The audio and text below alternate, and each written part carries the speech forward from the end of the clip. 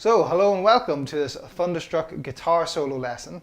My name's Thomas, and in this video we'll be looking at how to play the guitar solo that Angus Young takes in ACDC's Thunderstruck. Before we get started, don't forget to like and subscribe, and if you've enjoyed this video and want to see more, please click the link below to take you to our website where you'll see write-ups for this and all of our other videos, as well as hundreds of hours of free practice material for you. So let's get started then, guys. We are in the key of a B. Not that major or minor means that much to ACDC. They will often play a minor pentatonic over a major sound. But we're in the key of a B pentatonic, let's say. We're going to go with a minor pentatonic, which is where most of the stuff happens, but it changes in and out as we go along. So the first thing we hear is that intro to the solo. So that's a double stop on the 9th frets of the G and the B strings, and you hit it twice. And then onto the 9th fret of the D string with some vibrato. So where this is coming out of is a shape 1 of the pentatonic, everyone's favorite, positioned from the 7th fret of the E string. That's the shape this part's coming out of. So that's the first bit. And then follows. So that was a slide to the 9th fret of the A string, slide from nowhere, it doesn't matter. 2 hits on the 7th fret of the D string, and then back to the 9th fret of the G string. So in total,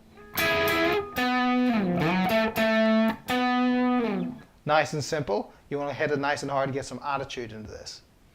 So the next bit is a bit of a fast lick, straight out of that pentatonic shape. So again, one more time. Really cool lick. So it starts with a bend on the 9th fret of the G, pull off to the 7th fret, and then onto the 9th fret of the G again.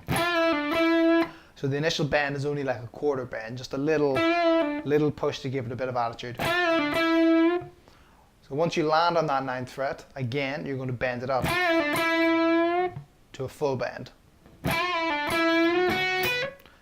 Then that's off to a 7 on the B and a 7 on the E string.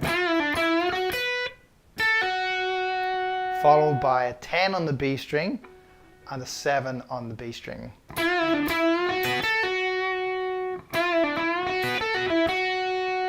Okay, following that, we've got that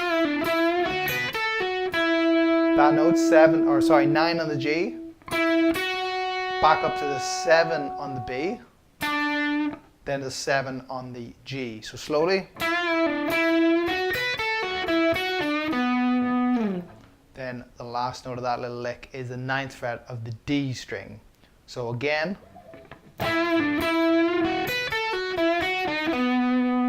And you can hear on that 7 of the G string, you want to give it another quarter bend just to put a little bit of attitude. So up to this point.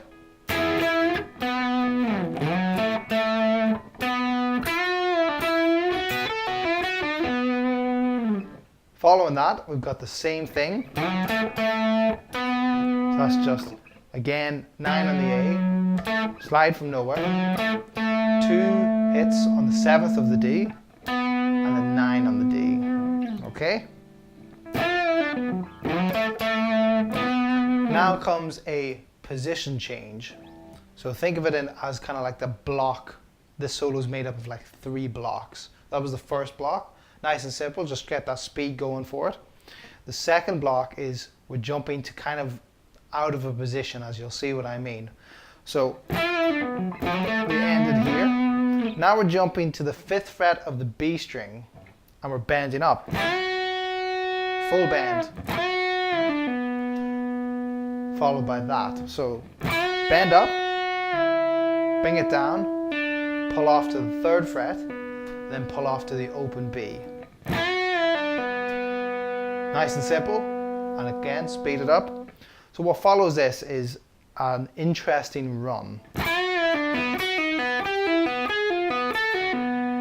we're maintaining the same shape with our left hand and just moving it up 1 fret at a time. So following where we got to, We're then going to 7 on the B, pull off to the 4, pull off to the open. Then we're moving that idea up a semitone. So, and now 8, pull off to 5, pull off to open. 9, pull off to 6, pull off to open. 10, pull off to 7, pull off to open. Okay?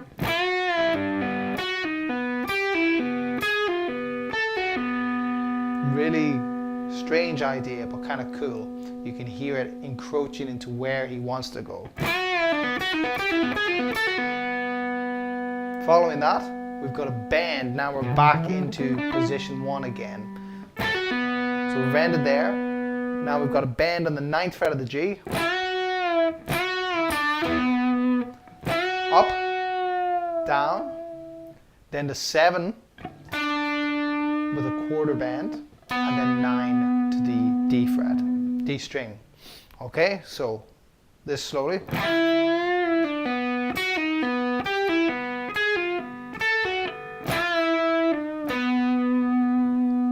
Actually, I want to correct myself on that initial bend. It's not a full bend, it's quite fast as well. So the way you do that, it's quite a fast attack on the bend, and it's only a quarter bend, really. It's in between like a quarter and a half. So you don't give it the full beans, but you need to hear it jump out of pitch and back in. And you can hear it's quite fast there. So it's up and then back down really quickly. And then pull off to the 7, quarter bend to 9. So let's play the full solo up until this point.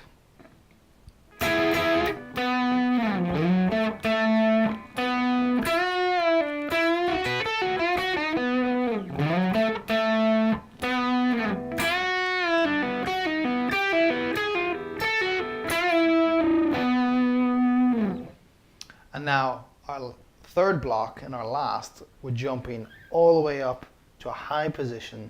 So we're in, again, B minor pentatonic, well, blue scale as you'll see, and we're in this shape.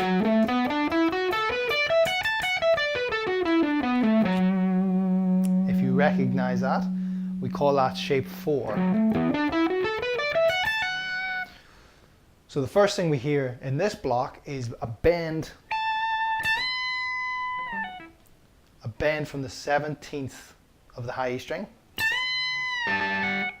So we hear this. That's the first thing. Bend from the 17, bring it back down, off to the 14, and now on the B string, we're starting with a half bend. So we're bending the 17 half, back down to the 17, and then 15 again. So in total, nice and simple. From here, we're on to the 17 of the B, and we're bending. Now this is tricky, because you've got to bend from the 17 on the B string, and then play 17 on the high E string with your pinky. So I'll bring that closer so you can see. Not easy, because you need to have real strength in your bends and a bit of confidence in using your pinky as well, but it can be done if you're not used to it. Give it a bit of time, a bit of practice. From that pinky note, we're going off to the 14 of the high E string, and then to the 17 of the B, and then back to the 14 of the high E. From there, we're doing this little run. So that's where the blues scale comes in. That is 18 on the B, 17, 15. So this little part sounds like.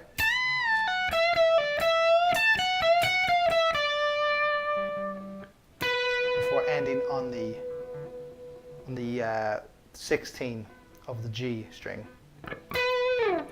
And then the last thing following that is just a bend from the 15 of the B up, full bend. And you do it twice, so you can hear that. You pluck it once, bring it down and push it back up again. And then, if you can, get some vibrato on that bend. Okay, lovely. So let's hear this all again. See if you can play it with me. I'll play it nice and slow. Here we go.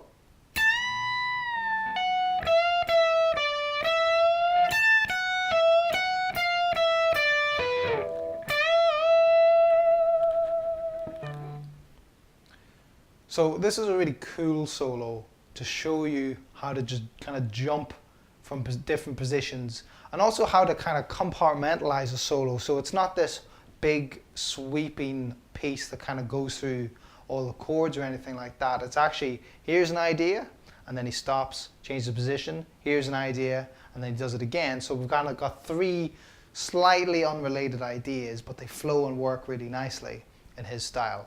So let's try it one more time, the whole thing together, and then you can work on building up the speed. And the key to this solo and all these rock solos, whether they're old or new, you've got to put some attitude on it. You've got to hit the strings nice and hard.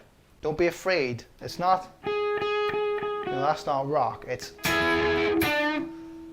And the next thing is to get some mean vibrato if you want that sound. You've got to own this thing. You've got to really command it. So hit it hard and shake it well. And that sounds like a baking program. And that's how you get it going, getting that attitude into it, okay? So, little rant over. Here we go. We'll go for the full thing one last time. You ready? Here we go.